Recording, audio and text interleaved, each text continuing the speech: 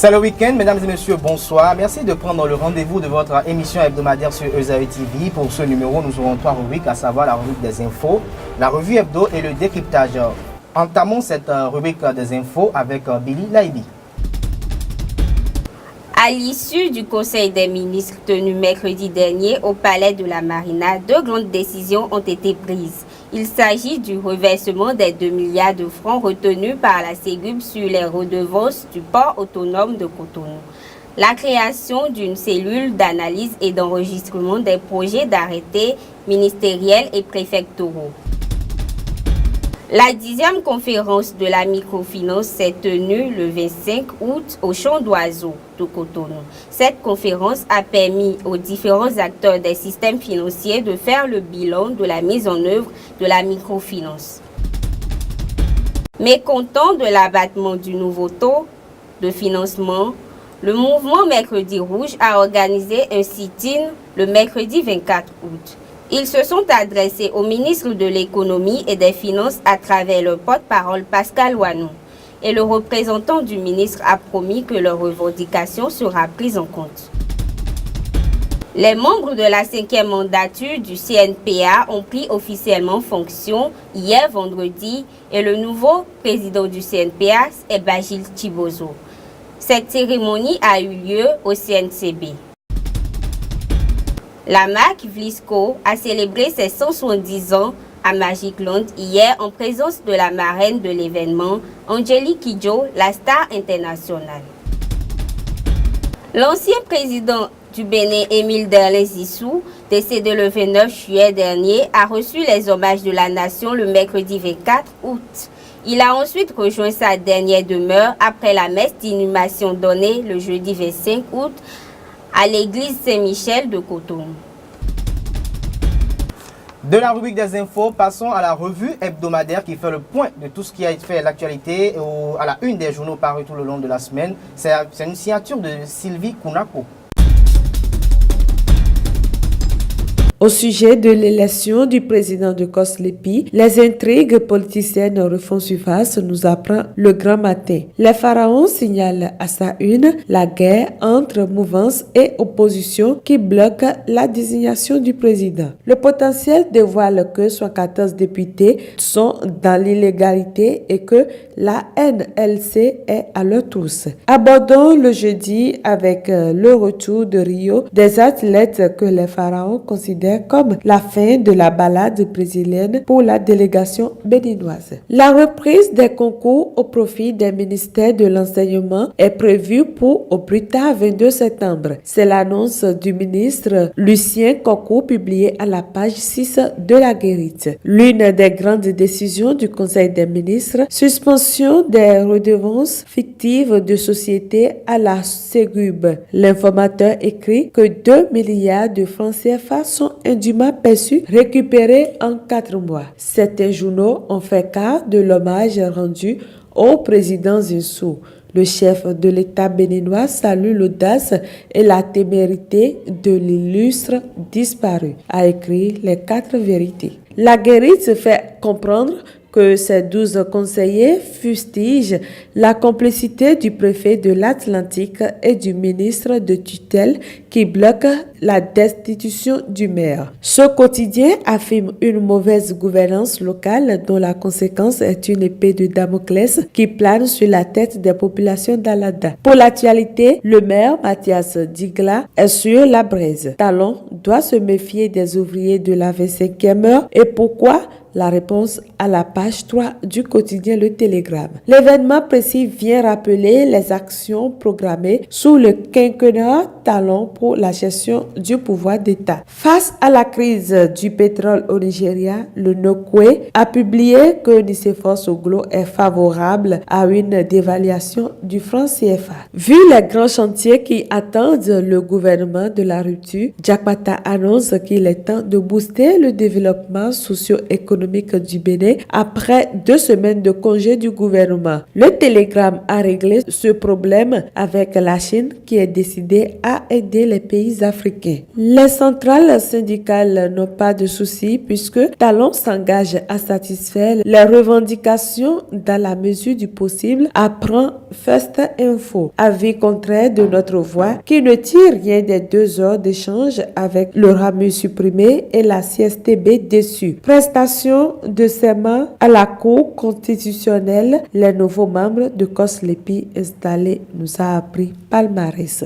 La visite de Boni Yayi sur le chantier de l'aéroport de Touro et la réaction du ministre Hervé Khéroumé est l'information qui a fait la une des livraisons du lundi. Alors que l'affiche du jour a considéré l'avènement comme passe d'âme entre partisans de Yayi et de Talon, l'informateur a vu Yayi dans le collimateur de la rupture. Nord-Sud Quotidien trouve le gouvernement incapable de sortir les preuves de ces allégations au sujet des faits. Propos attribués à Yayi dans le Nord. La boussole oriente quant à elle ses lecteurs que le ministre Hervé Khéroumé désintoxique l'opinion et réaffirme l'autorité de l'État. Activisme maladroit de l'ancien chef de l'État, le ministre Hervé Khéroumé répond à Boni Yayi et le met à sa place. Si Boni Yayi a encore de l'énergie, je lui conseille de l'utiliser à nous aider à payer les spoliés de ICC Service et à retrouver Hubert Taïvo. Tels sont les propos de Khéroumé relayés par le meilleur. Le quotidien Le Nokwe a remarqué que l'ancien chef d'État fait la préoccupation du régime en place et affirme que Yayi est plus important au gouvernement que les besoins du peuple. Matin Libre convie le gouvernement à œuvrer pour l'unité nationale. De la revue Hebdo, passons au décryptage où je vous reçois les confrères de la rédaction de ESAE TV. Karl Kitomé, bonsoir. Bonsoir Kader. Vous allez bien? Très bien. Enoch Lahadi, bonsoir. Bonsoir. Alors ensemble, nous allons parler des obsèques de l'ancien président Émile Dalain Zinsou. Nous allons également parler de la marche du mercredi rouge et nous finirons par le conseil des ministres du mercredi dernier. Alors Karl Kitomé, les obsèques de l'ancien président Émile Dalain Zinsou, quel regard critique portez-vous sur le cérémonial tout entier? Est-ce que le fait qu'on ait décidé de ne pas trop rester dans un style un peu hyper médiatique, est-ce que vous ne trouvez pas un peu de choses inadéquates dans la forme? Aucunement, dans la mesure où c'est la famille Zinsou même qui a souhaité faire cette cérémonie dans une certaine sobriété. Donc l'État ne pouvait pas s'opposer à la décision de la famille. C'est vrai que l'État a fait ce qu'il fallait pour rendre hommage à cet homme qui a quand même compté dans l'histoire du Bénin et qui a été à un moment donné le plus vieux président de la République encore en vie en Afrique. Donc on ne pouvait pas faire autrement. Lui était la famille, je crois que les cérémonies auraient eu beaucoup plus d'ampleur que ce qu'elles ont été. Alors Enoch Lahadi, Émile Dalain Zinsou, ancien président de la République du Bénin et ancien vieux président de l'Afrique. Quand même, il meurt, il est décédé et la famille décide de ne pas rester dans un style hyper médiatique, d'éloigner les caméras du monde. Est-ce que vous voyez quand même cela vraiment adéquat? Est-ce que c'est bien pour vous que cet ancien président ne reçoit pas les vrais hommages comme le général Mathieu Kérékou l'avait reçu, en dehors de ce qui a été fait au Palais des Congrès? Bon, les vrais hommages, il a reçu aussi les hommages de la nation. Mais le monde entier aimerait quand même revivre, ceux qui n'ont pas, les Béninois de la diaspora qui n'ont pas pu venir au Bénin, aimeraient quand même vivre cet événement depuis l'extérieur. Ils auraient quand même voulu voir quand même comment leur président, cet homme qui n'est pas quand même des moindres dans l'histoire du Dahomey, comment il a été inhumé. Mais ça a été retransmis. Vous avez vu ça sur l'ORTB, vous avez vu ça sur les réseaux sociaux, YouTube, vous allez sur le site, vous tapez hommage Émile Dalain Zinsou, vous aurez les images, c'est toujours là. C'est une retransition partielle? Non, pas partielle, c'est toujours là. Et puis ceux de la diaspora, s'ils veulent visiter le site, ils n'ont qu'à aller voir l'hommage de leur feu président, ancien président sur YouTube. Mais l'inhumation, on parle de l'inhumation. Non, l'inhumation, bon. Peut-être qu'il a interdit, peut-être j'aurais appris qu'il avait appris et établi tout cela avant de partir. Donc il a demandé son enterrement et toutes ces cérémonies en toute sobriété. C'est ce qui a été fait. On a respecté la parole de l'homme. Moi je ne trouve rien de bizarre en ça. Et puis si on gaspillait des sous, ça aurait servi à quoi? L'homme est déjà parti, qu'il repose en paix. Alors que Émile Dalain Zinsou repose en paix, nous allons parler de la marche du mercredi rouge. Karl Kitome, vous étiez pour le reportage. Alors, que revendiquait-il? Eh bien, les artistes se sont insurgés contre 2 décisions. Lesquelles? La première décision, c'est que, vu les réformes et la morosité économique, le gouvernement de la rupture a décidé de faire un abattement de 25% sur le budget de fonctionnement de l'État. Et les artistes ont accepté cette décision avec beaucoup d'appréhension parce que c'est un secteur qui est pris à part, dans la mesure où c'est des gens qui sont pour la plupart à leur propre compte. Et quand il n'y a plus de secteur pour que les activités tournent, ils souffrent énormément. Donc, ils n'étaient pas vraiment chauds pour cet abattement. Mais aux dernières nouvelles, ils auraient appris que la notification du ministère des Finances portait une mention d'un montant de 2 milliards 300 millions, contrairement aux 5 milliards auxquels ils avaient droit annuellement. Ce qui revient à un abattement global de plus de 52%. Et là, et sans explication. Et donc, ils se sont dit, sûrement que les gens se sont encore dit que c'est eux qui sont la 5e roue de la carrosse.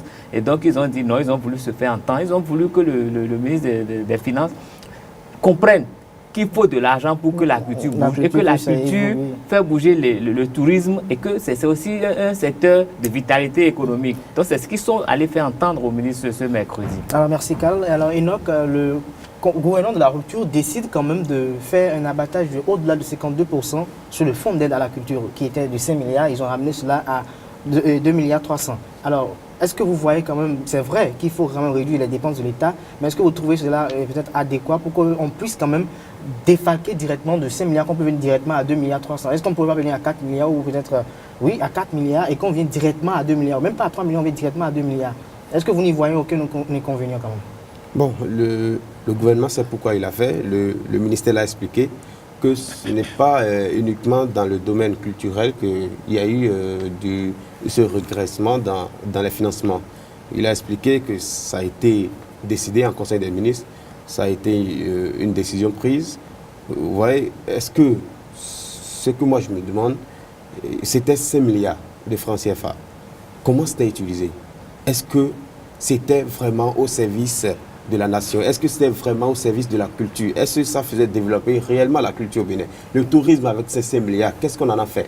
Mais ce sont des gens qui se sont battus quand même pour avoir 5 milliards. Oui, ce sont des gens qui se sont... C'était le milliard. Et on a jugé que quand même le milliard n'était pas quand même des adéquat. gens se sont... Et il faut quand même se battre pour, quand même, pour pouvoir aller au-delà. Donc, des gens se sont battus. Obtenu 5 milliards. Donc, il faut savoir que quand même, c'était, même si c'est peut-être excessif un peu, mais c'était quand même à la hauteur des besoins. Je me bats à Kadé Achiro pour vous prendre de l'argent. Mais si vous remarquez, c'est pas qu'on appelle, c'est pas déjà une vérité que j'ai dit, mais ça c'est mon opinion. Peut-être c'est ce que je pense. Si vous me donnez de l'argent et je n'utilise pas ces sous à ma bonne escient, vous êtes obligé de me retirer ces sous. Non, il faut remarquer qu'il y a une certaine chronologie dans ce qui s'est passé.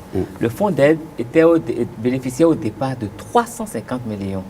Après, c'est passé à 1 milliard.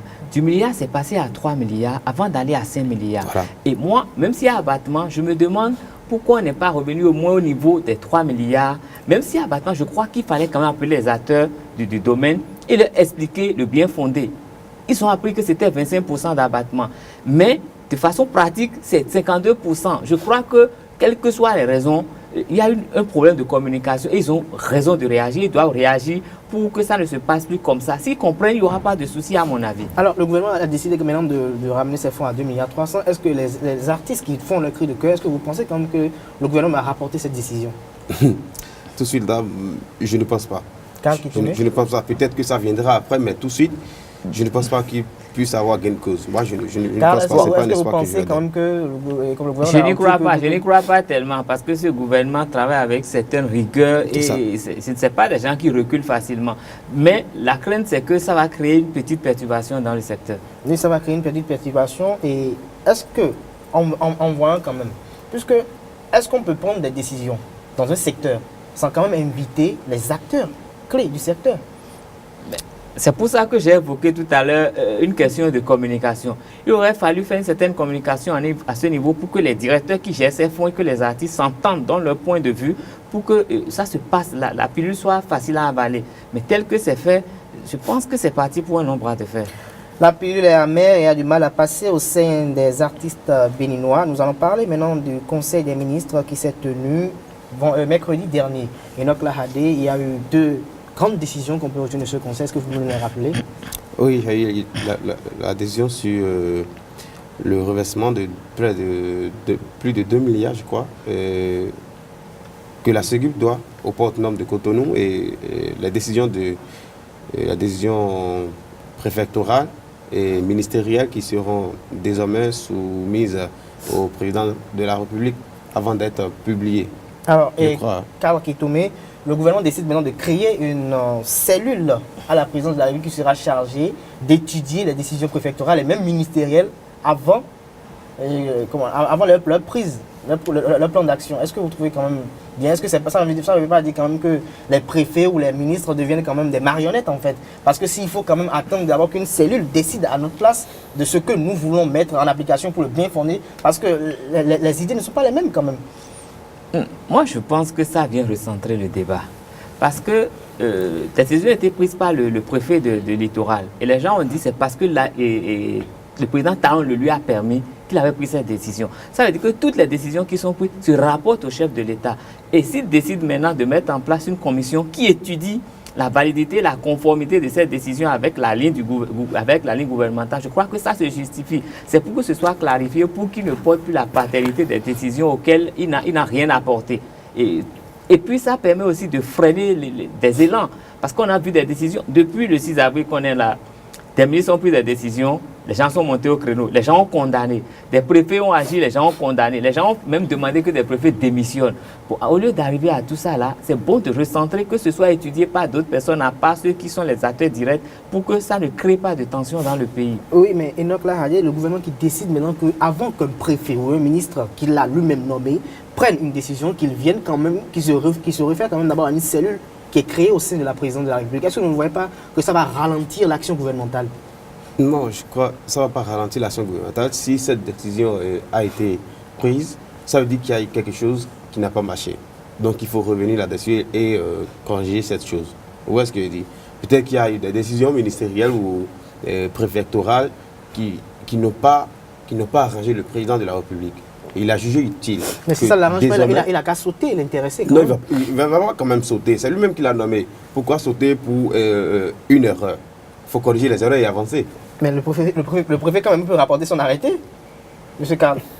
Il peut le faire. Mais parce que même le gouvernement prend des décisions. Par exemple, on a parlé de la culture tout à l'heure, le gouvernement prend une décision que les gens sont montés au créneau qui n'ont pas aimé. Donc ce n'est pas tout ce qui viendra de la présidence qui sera facile à avaler. Ben, le gouvernement a pris la décision d'une autre décision. Mais la décision qui a été notifiée n'est pas celle qui a été transmise à tout le monde. Donc il y a eu un palier qui a été franchi là-bas. Et donc il faut qu'il y ait une bonne corrélation entre ces paliers-là pour que le retour ne soit pas difficile pour le gouvernement, je pense. Moi, pour ma part, je trouve quand même que la création de cette cellule quand même est quand même une chose un peu tumultueuse. Parce qu'il va falloir d'abord une parfaite harmonie entre les responsables de cette cellule priée à la présidence et les responsables à divers niveaux des ministères et des préfectures. Parce que s'il n'y a pas une bonne harmonie entre les deux, le courant ne passera pas. Et maintenant, quand le préfet va vouloir prendre un arrêté ou le président va prendre une décision dans l'immédiat et que la cellule n'est pas disponible, il y a trop de travail. Vous ne voyez pas qu'il y a trop de travail. Il y a 12 ministères, et il y a 12 préfectures, plus les 21 ministères. Et cette seule cellule créée au palais va se charger quand même d'étudier les arrêtés. Vous imaginez le nombre d'arrêtés qu'un ministre doit prendre? Tous les arrêtés de tous les ministres, il va passer au PFF ces arrêtés d'abord avant de donner le valider d'abord. Qui va présider cette cellule, Enoch? Oui, bon, qui serait la main invisible dans l'ombre qui va piloter cette cellule? C'est quand même mieux de prendre des décisions bien réfléchies que de prendre des décisions à la hâte. Mais les décisions bien réfléchies, parfois ça peut faire tourner au ralenti l'action gouvernementale. Non, comment ça va tourner. Peut-être qu'on verra que cette décision a été mal prise ou bien ça a été retardé. Mais quand même, dans l'action, si ça a été bien réfléchi, si ça a été l'accord de tout le gouvernement, parce que un gouvernement, c'est uni. Donc l'autre ne peut pas dire autre chose que... Mais le gouvernement travaille pour le peuple. Si le peuple n'est pas en harmonie avec les décisions gouvernementales, il y a problème. Ça va changer, c'est sûr. Si le gouvernement, dans son ensemble, prend une décision qui ne marche pas et que le peuple n'applaudit pas, ça peut être changé après parce que le gouvernement travaille pour le peuple. Ok, Karl Koutoumé, une dernière question pour quitter cette question de cellule par la présidence. Est-ce que vous ne voyez pas un petit problème au niveau du gouvernement Talon? D'abord, on a supprimé les cellules de communication, qu'on a créé une direction à la présidence. Maintenant, il s'agit des arrêtés avec les préfectures et les ministères. Est-ce que vous ne voyez pas que le gouvernement Talon concentre tout son pouvoir, tout son plan d'action à la présidence au palais de la Marina? J'ai la nette impression que le gouvernement Talon a envie de tout comprendre, de tout contrôler. Et je pense que si c'est bien fait, s'il y a les hommes qu'il faut, en fait. Oui, s'il y a les hommes qu'il faut à la place qu'il faut et que les gens travaillent de façon sérieuse, ça devrait nous simplifier la vie dans le pays. Mais dans le cas contraire, quand la bénoiserie va se faire voir à ce niveau, ça va tout ralentir, ça va tout foutre en l'air. C'est mon point de vue. Alors, le temps presse, nous allons parler rapidement de la Ségum, où lors du dernier conseil des ministres, le gouvernement a décidé de verser les redevances cumulées qui sont environ de 20 milliards, à hauteur de 2 milliards environ de francs CFA le 23 août dernier, comme on appelle au port autonome de Cotonou. Karl Koutoumé, vous avez des impressions sur la question? De fortes impressions parce que j'ai écouté les acteurs du domaine et je pense que tous les acteurs saluent cette décision. Il faut le dire. Et il paraît qu'il y a eu une décision pour arrêter qu'un certain montant soit perçu depuis une certaine date, depuis le 26 avril. Et la Sécu va continuer de percevoir ce montant jusqu'au 23 août. Et donc, il est normal qu'on lui demande de reverser ça. Il n'y a même pas, je pense qu'il ne devrait pas y avoir polémique. Et ça répond bien aux gens qui s'élèvent contre les audits qui ont été faits. Il faut qu'on commence à partir d'une date à faire le point et à retourner, avant de retourner, aller plus loin pour voir ce qui est encore à récupérer. Donc pour vous, cette décision contribue à l'effort national de la sécurisation des corridors dans le cadre du renforcement sécuritaire. Enoch Lahadé, un mot à dire avant de finir sur la Ségum? La Ségum, c'est une société. Si moi aussi je prends le port autonome de Cotonou, peut-être que je vais empocher plus de 2 milliards. Donc vous trouvez normal que mais ce n'est pas pour les poches du non, directeur en fait. C'est pas pour les poches. La preuve, c'est que quand je vais empocher, je vais reprendre comme la Ségum est en train de faire actuellement. Ok, mesdames et messieurs, c'est sur ces mots de Enoch Lahadé que prend fin ce décryptage. Merci de nous avoir suivis. Nous nous retrouvons samedi prochain pour un autre numéro de Info Hebdo.